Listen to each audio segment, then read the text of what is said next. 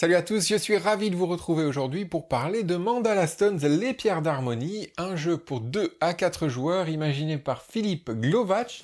C'est illustré par Zbigniew Ungelter. Je suis désolé si j'ai écorché les noms, ce n'était vraiment pas voulu. En tout cas, ce que je peux vous dire, c'est un jeu dont les parties durent environ 30 minutes, recommandé pour des joueurs à partir de 10 ans, et la version française est éditée par Lucky Duck Games. Dans Mandala Stones, les joueurs vont participer à l'élaboration d'une jolie fresque de couleurs, mais c'est à celui qui parviendra à manipuler le mieux les artistes pour réaliser cette fresque, et qui récupérera les fameuses pierres d'harmonie le mieux possible, qui saura le mieux les ordonner, qui remportera le plus de points de victoire et remportera donc la partie. Je vais vous expliquer immédiatement comment on y joue. Voilà pour la mise en place de Mandala Stones. On retrouve différents types de plateaux. Ici, chaque joueur part avec un plateau individuel. Je n'en ai mis qu'un seul pour les explications, mais chaque joueur aurait bien un plateau similaire devant lui où il va pouvoir indiquer le score qu'il a durant la partie, mais également des emplacements pour placer des pierres d'harmonie au fur et à mesure qu'il les collecte. On trouve aussi dans le jeu donc un plateau mandala où on va réaliser une fresque commune. Les pierres d'harmonie vont se retrouver sur ce plateau pour réaliser une jolie fresque. Et enfin, le plateau principal, où en début de partie, on aura placé des tas de 4 pierres aléatoirement. Les pierres, on les trouve de 4 couleurs différentes. Est-ce qu'il y a un tas? Oui, le hasard ici, il me semblait bien avoir vu ça. Le hasard nous montre les 4 couleurs que l'on trouve dans le jeu. On trouve donc des pierres de ces 4 couleurs. Et toutes les pierres sont marquées d'un symbole.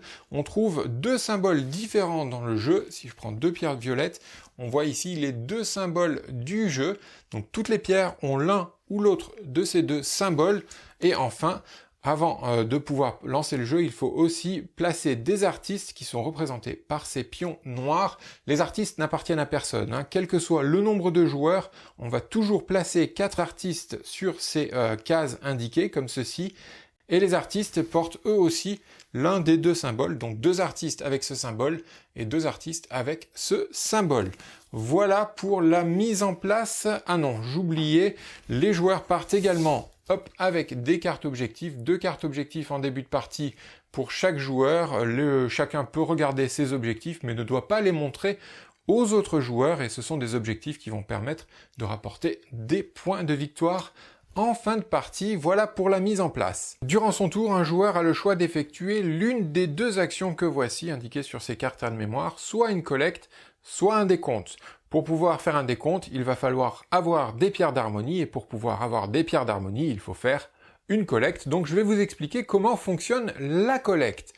Pour collecter des pierres d'harmonie, il va falloir bouger l'un de ces artistes, je le répète, et les artistes n'appartiennent à personne, on peut bouger réellement celui que l'on veut. On va donc prendre un artiste au hasard, on va prendre celui-ci, que l'on va venir bouger, pour l'exemple, on va venir le bouger ici, juste à côté. On n'est pas obligé de bouger à côté, j'aurais pu l'envoyer tout là-haut si je le souhaitais. On va le mettre simplement ici, et on va regarder l'artiste que l'on vient de bouger. On va pouvoir éventuellement récupérer les pierres d'harmonie qui se trouvent autour de cet artiste. Donc il y a toujours 4 pierres, en tout cas principalement 4 pierres autour de cet artiste, mais il y a des conditions sur les pierres que l'on va pouvoir récupérer. Déjà, on ne peut pas récupérer de pierres qui se trouveraient adjacentes à un autre artiste. Donc parmi ces 4 pierres, déjà celle-là n'est pas possible, je ne pourrai pas la récupérer puisqu'elle est adjacente à cet autre artiste. Donc il me reste 3 pierres, et parmi les 3 pierres, je vais regarder toutes celles qui portent le même symbole que mon artiste. Cet artiste porte ce symbole, il y a les 3 pierres ici qui par chance portent également le même symbole, donc je vais pouvoir récupérer ces 3 pierres. Je les récupère dans un ordre précis, dans un ordre en fait en suivant un sens horaire. Je décide de prendre par exemple celle-ci, puis celle-ci, puis celle-ci. J'aurais pu prendre celle-là, puis celle-là je la saute, puis celle-là, ou partir de celle-là, prendre celle-là, je saute celle-ci, je prends celle-ci et celle-ci. Donc je vais partir, comme ceci. La première pierre que je prends, je la mets sur l'un de mes emplacements disponibles de mon plateau individuel. On va le mettre, par exemple, la mettre ici. La prochaine pierre, donc en suivant le sens horaire, vient par-dessus la pierre que je viens de mettre, puis la troisième pierre encore par-dessus. Donc j'ai fait un tas sur un emplacement vide. Lorsque je n'ai plus d'emplacement vide, je ne pourrai pas récupérer de nouvelles pierres d'harmonie et donc pas effectuer l'action de collecte. Donc on va refaire une action collecte pour remontrer un petit exemple avant de passer au décompte. Par exemple, totalement au hasard, on va prendre cet artiste ici que l'on va venir bouger ici et on va voir, je ne sais pas si ça va m'aider, mais on va voir ce que je peux récupérer ici.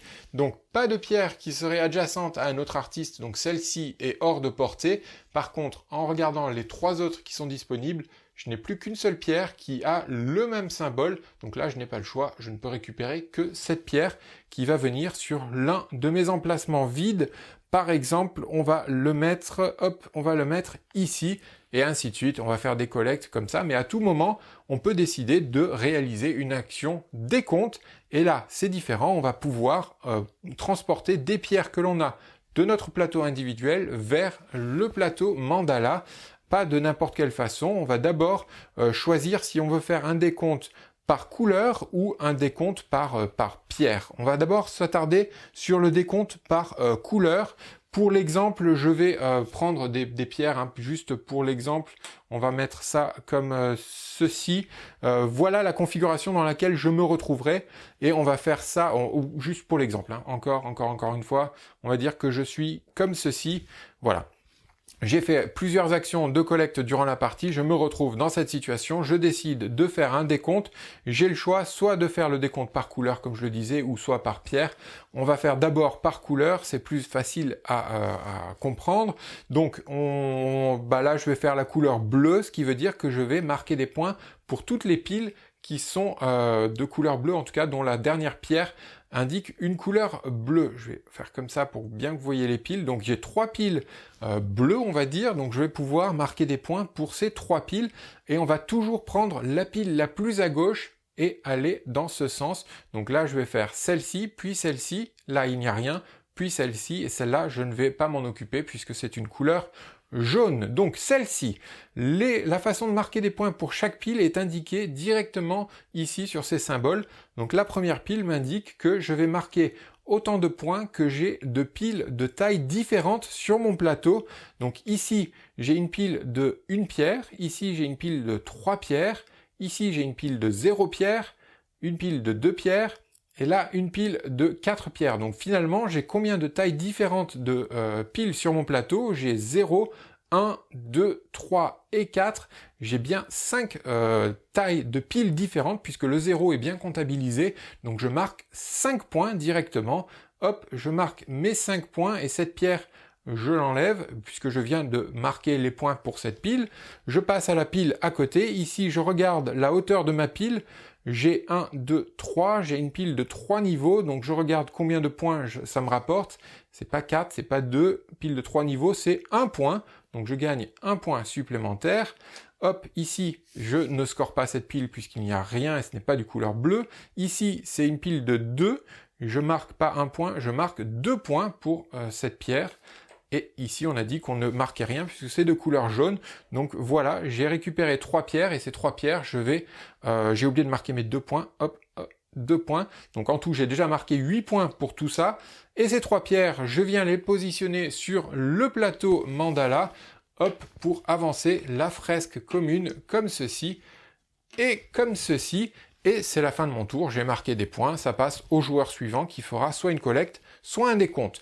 Là, on vient de voir le décompte de façon couleur, mais on peut aussi choisir de faire un décompte sans forcément respecter les couleurs, mais simplement en prenant autant de pierres que l'on veut, une pierre pour chaque pile, et on peut regarder n'importe quelle pile, peu importe leur couleur. Par exemple, si je veux faire simplement un petit décompte de pierres en prenant uniquement celle-ci, je marquerai en fait 1 point pour chaque pierre que j'enlève de chaque pile. Je ne peux enlever qu'une pierre maximum par pile. Donc là, je n'ai marqué qu'un seul point pour ce décompte. Cette pierre, je viens la mettre sur le plateau mandala comme d'habitude. Vous voyez que en positionnant cette pierre, je recouvre un +1, ce qui me donne 1 point supplémentaire. Et pourquoi j'ai fait ça? En fait, je me suis préparé pour un coup suivant en révélant 2 pierres comme ça roses. Pour la prochaine fois, je pourrais faire un décompte avec la couleur rose. Encore une fois, pour l'exemple, on va positionner des des couleurs comme ceci. Ça me plaît pas. Hop, voilà, comme ça. Disons que je suis dans cette situation. Je souhaite faire un décompte, je crois que ça s'appelle par pierre.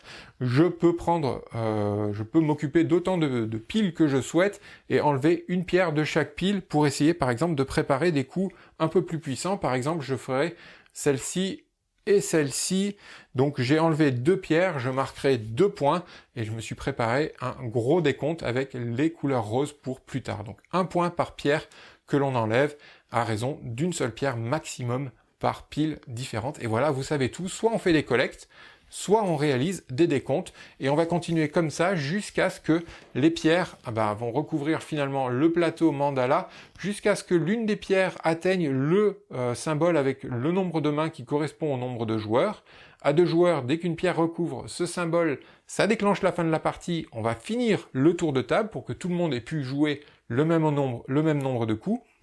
À 3 joueurs, on irait jusqu'ici, et à 4 joueurs, on irait jusqu'ici.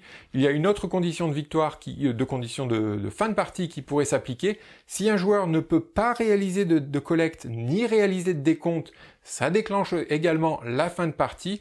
Quoi qu'il en soit, une fois que la fin de la partie est déclenchée, on va regarder d'abord les cartes objectifs. Chacun regarde ses 2 objectifs et va en choisir qu'un seul. On ne peut pas réaliser les 2, il va falloir choisir.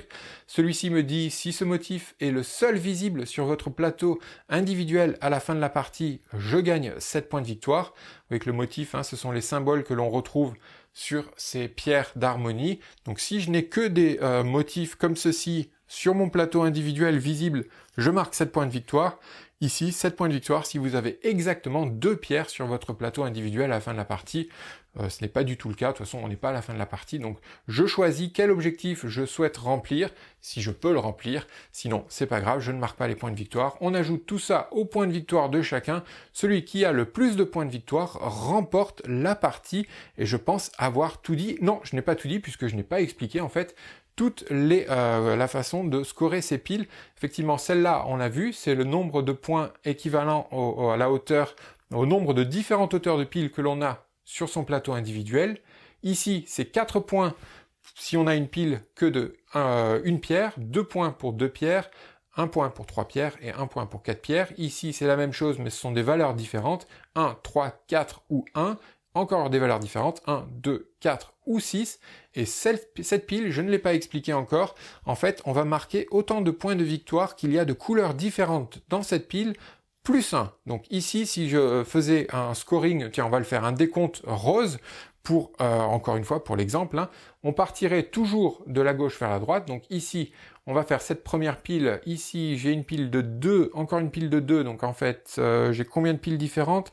J'ai la taille 1, la taille 2 et la taille 3, donc j'ai que 3 tailles de piles différentes, donc je marquerai 3 points, ça c'est scoré. Ici je marquerai 2 points puisque j'étais à hauteur de 2, ici je marquerai 1 point, donc mes 2 points plus encore 1 point, ici je ne le score pas puisque c'est du jaune, et là donc c'est le nombre de couleurs différentes dans cette pile, j'ai 2 couleurs différentes dans cette pile, plus 1 point, c'est indiqué ici, le nombre de couleurs différentes plus 1 point, donc 3 points, 1, 2, 3, et voilà pour scorer, je positionnerai tout cela sur le plateau mandala. C'était un dernier exemple pour la route, on va dire.